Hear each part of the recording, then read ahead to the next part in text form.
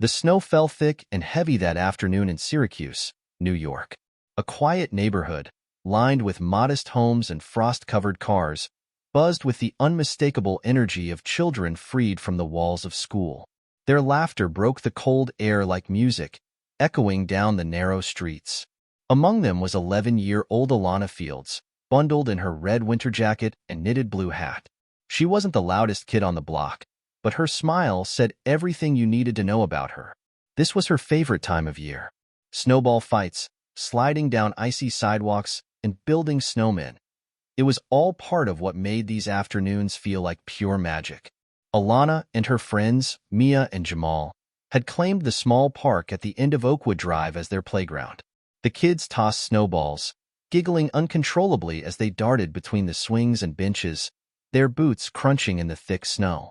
Alana bent down to pack another snowball, her fingers cold but quick, when a voice rang out. "Watch out, Jamal!" she yelled, throwing her snowball toward her friend, who ducked just in time to see it explode harmlessly against the trunk of a nearby tree. The sound of their laughter filled the air again, carefree and loud. Just a few feet away, a car pulled slowly into the park's small lot. It wasn't anything out of the ordinary, just another vehicle making its way through the neighborhood. Or so it seemed. Inside the car, 2 officers scanned the park. Their radios buzzed faintly with static. The driver, Officer Logan Harper, tapped the steering wheel with his gloved hand. His partner, Officer Ryan Collins, leaned forward, pointing toward the small group of children. "There she is," Collins said quietly. Logan squinted, following his partner's gesture. Alana's red jacket stood out against the white snow. She was still laughing, oblivious to the 2 men watching her. "You sure that's her?" Logan asked, his voice cautious. Collins nodded, tapping the clipboard on his lap. "The description matches. Black female, red jacket. Let's check it out." The officers didn't rush. They didn't turn on their lights or siren. Instead, they stepped out of the vehicle, the crunch of their boots muffled under the sound of the children's laughter. As they approached, the kids started to notice. The games paused, and the park grew quiet. Alana stood still, her snowball clutched in her hand. Her friends looked at her, then back at the officers, confusion spreading across their faces. One of the officers, Collins, spoke first. "Hey there, can we talk to you for a second?" Alana blinked, looking at her friends for reassurance. "Me?" she asked, her voice small. Collins nodded, a thin smile stretching across his face. "Yeah, you. Don't worry, it's nothing bad. We just need to ask you a few questions." Jamal took a small step forward, but Alana stopped him with a quick glance. She dropped the snowball and wiped her hands on her jacket, her breath fogging the air in front of her. She felt her chest tighten, her smile fading as she took a hesitant step toward the officers. In that moment, the carefree afternoon had evaporated. The officers' presence, their questions, and the growing tension in the air turned what should have been a simple game into something else entirely. Alana didn't know what was happening, but her instincts told her one thing: she wasn't safe. Before we continue, did you know that over 80% of our viewers haven't subscribed to this channel? Your support helps us create impactful stories and raise awareness about issues that matter. Please consider subscribing and turning on notifications to join us in the fight against racism. Together, we can make a difference. And don't forget to share your thoughts in the comments below. We value your voice. She could feel her heart pounding against her ribs, her small frame frozen in place as the 2 officers inched closer. The laughter of moments ago had dissolved into a deafening silence. Her friends stood behind her, their faces pale, unsure whether to step forward or stay where they were. "What's wrong?" Alana asked quietly, her voice barely above a whisper. She tried to sound brave, but her words trembled, betraying her fear. One of the officers crouched slightly to her level, his expression attempting to appear kind, but failing to mask the authority in his tone. "We just need to ask you a few questions." "You're not in trouble," he said, but the words didn't comfort her. They only made her more afraid. Behind her, Mia clutched Jamal's arm. "Why are they talking to her?" she muttered, her voice urgent but quiet. Jamal shook his head. his young mind racing for an explanation. "I don't know," he said, barely able to keep his eyes on the scene unfolding in front of him. He didn't understand what was happening, but something about it didn't feel right. The officer who was crouched gestured toward Alana's jacket. "You match the description of someone we're looking for," he said casually, as though that statement made everything clear. But to Alana, it only deepened the confusion. I don't understand," she stammered, her breath fogging up the cold air. "I was just playing." The other officer, who had remained standing, crossed his arms and looked around the park, scanning the other children and the surroundings as if searching for someone else. His presence was larger, more imposing, and his silence was heavier than any words he could have spoken. It was Collins who finally broke the pause. "Do you know anything about a stolen car?" he asked, his tone sharp, like the question had an obvious answer. Alana blinked at him, her confusion shifting into disbelief. "A stolen car?" she repeated, her small voice rising slightly as she tried to process the question. "I don't know what you mean. I was just playing in the snow." Her words were filled with urgency, her eyes darting between the two men in front of her. The first officer, still crouched, nodded as if he'd heard this before. Okay, he said, raising his hands slightly as though trying to calm her. "We just need to check some things out, just to be sure." His words hung in the cold air, but Alana didn't move. She looked over her shoulder at her friends, her eyes wide with a plea for help she couldn't bring herself to say out loud. "She didn't do anything," Jamal suddenly shouted, his voice breaking the stillness. The officer who had been standing turned his head sharply toward him, and Jamal immediately shrank back, clutching his backpack to his chest. "It's okay, buddy," the officer said firmly, his tone dismissive. "We're just talking." But it didn't feel like just talking. The way they stood over her, the way their questions sounded more like accusations, it felt like something much heavier. And then, without warning, one of the officers reached for her arm. Alana flinched. "What are you doing?" she cried, pulling back instinctively. Her voice cracked with panic, her eyes filling with tears she couldn't hold back any longer. "It's okay," the officer said again, his tone oddly calm as he pulled out a pair of handcuffs. "We're just taking you in for questioning."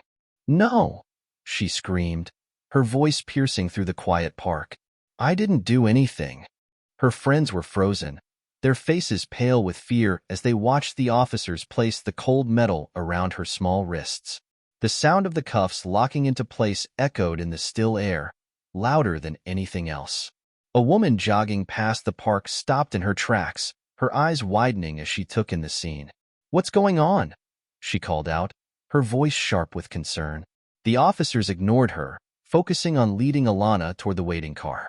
The jogger stepped closer, her phone already in her hand. "She's just a kid," she shouted, her voice rising with disbelief. "Why are you arresting her?" The officers paused for a moment, exchanging glances. "We're following up on a report," one of them said curtly, not meeting the jogger's eyes. But the jogger wasn't convinced. "A report?" she repeated, her voice laced with anger. "She's playing in the snow. What report could possibly involve her?" By now, more people had started to gather. A man walking his dog stopped a few feet away, his brow furrowed as he watched the scene. A mother pulling a sled with her toddler slowed down, her expression shifting from curiosity to outrage as she realized what was happening. "She's just a kid," someone else shouted from the growing crowd. "Let her go." But the officers didn't let her go. They opened the back door of their patrol car and guided Alana inside. Her tears were streaming freely now, her face pressed against the cold glass of the car window as she looked back at the park. Her friends, her neighbors, the park that had always felt safe. It was all fading from view as the car pulled away. The crowd stood in stunned silence as the car disappeared down the street. Jamal and Mia stayed rooted to the spot, their small faces etched with fear and confusion. "What just happened?" Mia whispered, her voice shaking. But Jamal didn't answer. He couldn't. He didn't have the words. Alana's world had shifted in a matter of minutes. What had started as a simple game of snowballs had turned into something she couldn't understand. And as she sat in the back of that patrol car, her wrists bound by handcuffs that felt far too heavy for an 11-year-old, one thought repeated in her mind over and over: why me? Alana whispered under her breath, her voice barely audible in the silence of the patrol car. Her breath fogged the cold window as she stared out at the streets of her neighborhood, now unfamiliar and distant. Her small wrists felt numb under the tight grip of the handcuffs. She shifted uncomfortably, trying to make sense of what had just happened. But the more she thought about it, the more impossible it seemed. The officers didn't say much during the ride. The low hum of the car's engine was interrupted only by the occasional crackle of the police radio. Alana turned her head slightly to glance at the two men in the front seat. They weren't looking at her, but she could hear them exchanging quiet, almost casual remarks. Their indifference to her fear made her feel invisible, as if she wasn't even there. In the small, dimly lit police station, Alana was led through a back door, away from the main lobby where adults came to file reports or seek help. The hallway felt endless, each step echoing against the sterile, tiled floor. When they finally reached a room, one officer gestured for her to sit down. The chair was cold, and the table in front of her felt too large for her tiny frame. "We just need to ask you a few questions," Officer Collins said, sitting across from her. His tone was even, almost rehearsed. Alana didn't respond. She couldn't. Her voice was caught in her throat, and the tears she had tried so hard to stop began to well up again. Collins glanced at her, then down at the file in his hands. "You were seen near the location of a reported stolen car," he began, his voice devoid of emotion. "Do you know anything about that?"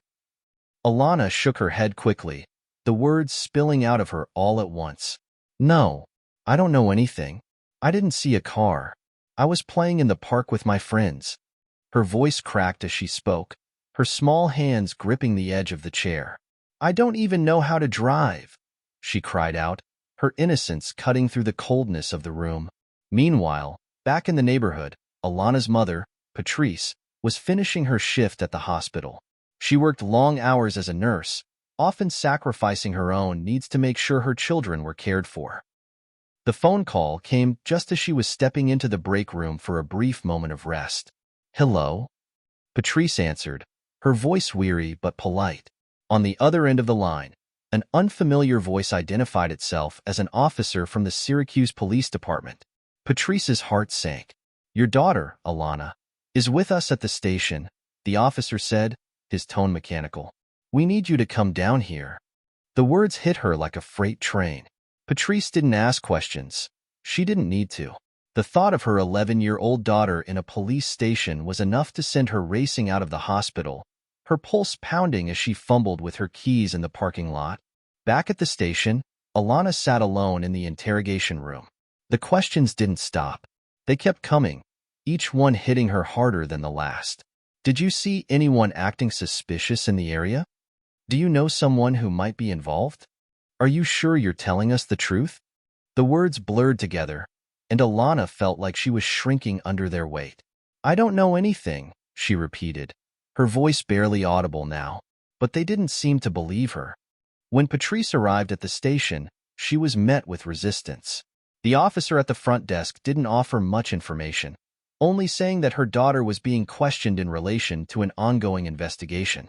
Patrice's voice rose as she demanded to see Alana.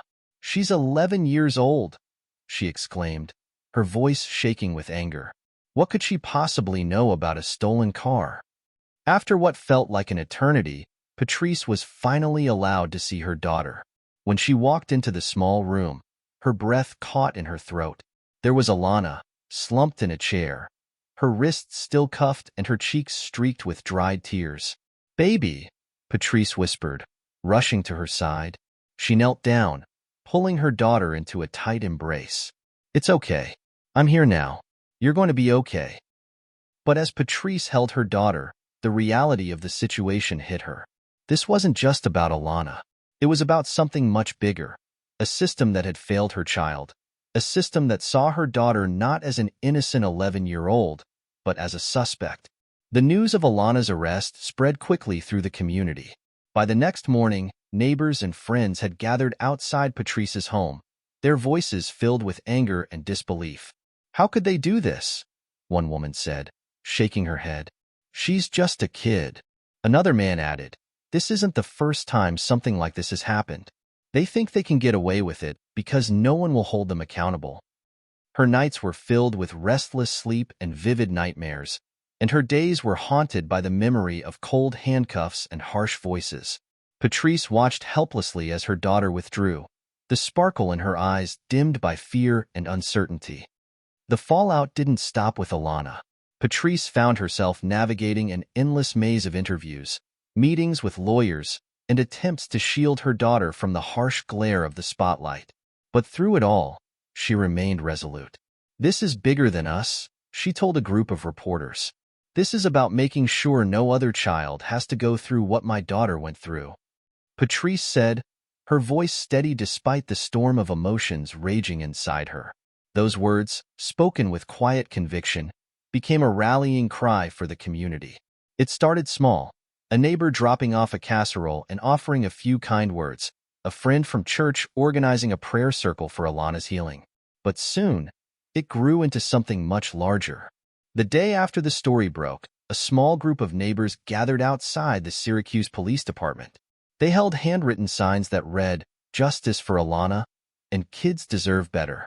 What began as a handful of concerned citizens quickly swelled into dozens, then hundreds, as word spread across social media and local news channels. By the end of the week, the small demonstration had turned into a full-blown protest. The crowd filled the street in front of the police department, their voices united in chants that echoed through the cold winter air. "Say her name," one voice shouted, and the crowd responded in unison, "Alana Fields." The rhythm of their words seemed to shake the ground beneath them, a powerful reminder that this wasn't just about one child. It was about every child who had ever been unfairly targeted, every parent who had ever lived in fear that their child might be next. Local activists quickly joined the movement, using their platforms to amplify Alana's story. Community leaders gave impassioned speeches, calling for police reform and accountability. "This isn't just about what happened to Alana," one speaker declared, her voice carrying over the sea of protesters. "This is about a system that criminalizes our children simply for the color of their skin, and we're not going to stand for it anymore." As the protests grew, so did the media attention. National news outlets picked up the story, airing segments that highlighted not only Alana's experience but the broader issue of racial profiling in law enforcement. Interviews with Patrice and other community members painted a vivid picture of the pain and resilience that had emerged from the incident. One evening, Patrice stood on a makeshift stage in the heart of the crowd. Her voice trembled slightly as she gripped the microphone, but her words were clear and unshakable. "I never thought I would be standing here, speaking to all of you like this," she began, her eyes scanning the faces of the crowd. "But when I look at my daughter, I know I don't have a choice. This fight isn't just for her. It's for every child who deserves to grow up without fear, without prejudice, without the weight of assumptions placed on their shoulders before they even have a chance to live." Her speech was met with thunderous applause, the kind that seemed to carry the weight of shared grief and determination. But it wasn't just the community that was listening. Behind the scenes, city officials and police leadership were beginning to feel the pressure. Calls flooded the mayor's office, demanding an investigation into the officer's actions. Petition drives collected thousands of signatures within days, urging for changes to local policing policies. In response, the Syracuse Police Department issued a brief statement, acknowledging the incident and promising a thorough review of departmental procedures. But the statement did little to quell the anger. "Words aren't enough," one protester said during a live interview. "We need action. We need accountability. And we need it now." As the days turned into weeks, the protest continued, gaining momentum with each passing day. National civil rights organizations threw their support behind the movement, sending legal teams and resources to assist Patrice and the local community. High-profile figures began to speak out as well, using their influence to shine a spotlight on the injustice. The hashtags #JusticeForAlana and #ProtectOurKids remained trending topics on social media, sparking conversations in households across the country. But while the world seemed to rally around her, Alana struggled to find her place in the chaos. She rarely left the house, her once bright personality now overshadowed by a quiet unease. "I don't understand why this is happening," she confided to her mother one evening, her voice small and hesitant. "I just want things to go back to how they were." Patrice hugged her tightly, tears slipping down her cheeks. "I know, baby," she whispered. "I know." Despite her pain, Alana's story became a catalyst for change. Schools began hosting forums and workshops on racial bias, encouraging open dialogue among students, parents, and educators. Churches and community centers organized town hall meetings, where residents could share their experiences and brainstorm solutions. The conversation was no longer limited to Alana's story. It had evolved into a broader examination of the systemic issues that had led to that moment. One evening, during a particularly large protest, a young woman took the stage to speak. She introduced herself as Maya Thompson, a former student who had grown up in the same neighborhood as Alana. "When I was her age," Maya began, her voice steady and strong, "I remember being followed in a store because someone thought I was stealing. I remember being pulled over while driving my mom's car because they said it looked suspicious. And I remember the way it made me feel, like I didn't belong, like I was always being watched." She paused, her gaze sweeping over the crowd. "But seeing all of you here today, I know one thing for sure. We are not invisible. We are not powerless. And we will not stop fighting until things change." Her words struck a chord with the crowd, igniting a renewed sense of purpose. The march that followed stretched for blocks, a sea of people demanding justice and equality. For Patrice, standing near the front with Alana by her side, it was a bittersweet moment. She couldn't erase what had happened to her daughter, but she could see that their pain was sparking something much larger than either of them could have imagined. As the crowd chanted and marched, Patrice looked down at Alana, who was holding her hand tightly. "Do you see this?" Patrice asked, her voice soft but full of meaning. Alana nodded, her eyes wide as she took it all in. "They're here for you," Patrice said. "And they're here because they believe in something better, something worth fighting for." Patrice said, her words carrying a quiet strength. Alana looked up at her mother, trying to understand the weight of what she was witnessing. The chants of the crowd filled the air, a chorus of voices demanding justice not just for her, but for countless others who had been silenced. It was overwhelming, yet strangely comforting, a reminder that she wasn't alone.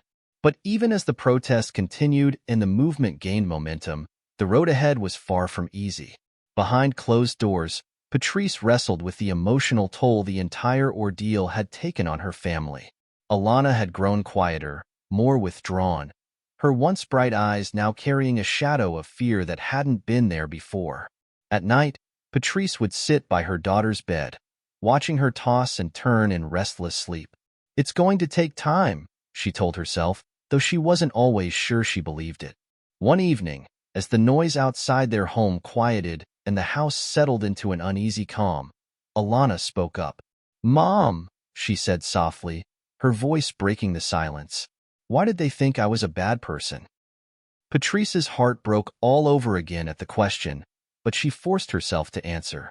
"Baby, you're not a bad person," she said firmly, pulling Alana into her arms. "What happened to you wasn't fair, and it wasn't right. But it wasn't your fault. It was their mistake, not yours." Alana nodded slowly, though the answer didn't erase her confusion. "I just don't want anyone else to feel like that," she whispered. Patrice hugged her tighter, her own tears falling silently as she realized how much her daughter had already grown up in such a short time. "Neither do I," Patrice said, "and that's why we're not going to stop fighting." Weeks turned into months, and the movement sparked by Alana's story began to bear fruit. Local officials, facing mounting pressure from both the community and national attention, announced a series of reforms aimed at addressing systemic issues within the Syracuse Police Department. New policies were implemented, including mandatory bias training for officers and stricter oversight on how incidents involving minors were handled. For Patrice, it was a small but meaningful victory. She attended every city council meeting, every community forum, refusing to let her daughter's story fade into the background. "We're not done yet," she would tell reporters who asked about her efforts. This is just the beginning. But the true measure of change wasn't in the policies or the headlines. It was in the conversations happening in living rooms, classrooms, and workplaces across the country. Teachers began incorporating lessons on empathy and racial justice into their curriculums.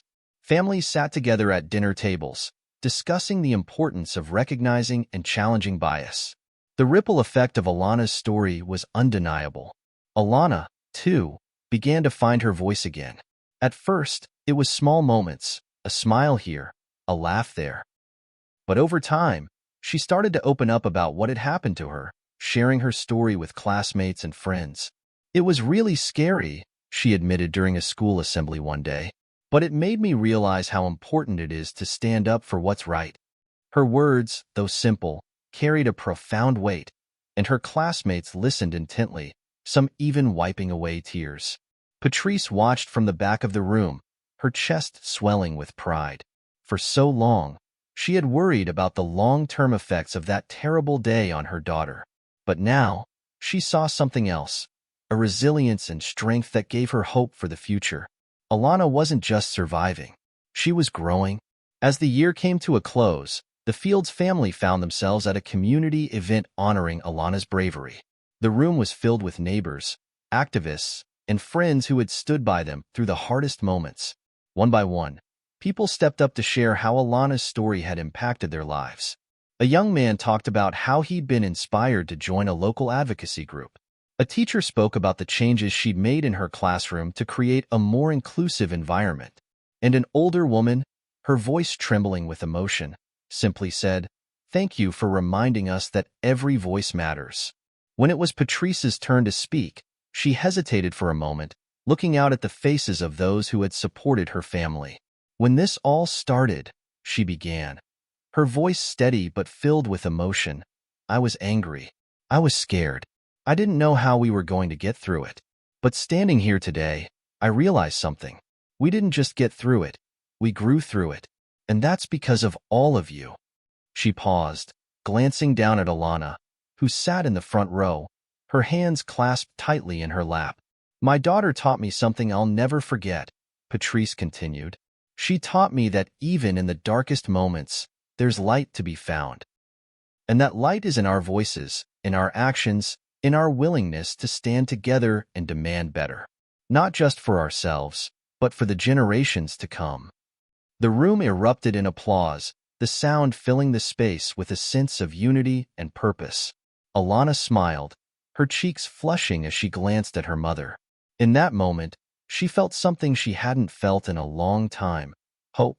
In the months that followed, life slowly began to settle into a new normal. Alana returned to her routine, playing with friends, excelling in school, and even finding joy in the snow once again. But the experience had left its mark, not as a scar, but as a reminder of her strength and resilience. She knew she would never forget what had happened, but she also knew it didn't define her. She was more than that day. She was more than their mistake. And for the Fields family, the fight for justice continued. Patrice became a prominent voice in the community, working tirelessly to ensure that no other family would have to endure what they had. "This isn't just about us," she often said. "It's about making sure every child can grow up feeling safe, valued, and free." Alana's story became a symbol, a reminder of the power of community, the importance of accountability, and the strength it takes to turn pain into progress. And as the snow fell once again on Syracuse, covering the streets in a blanket of white, one thing was clear. The world had changed because of an 11-year-old girl who refused to be forgotten.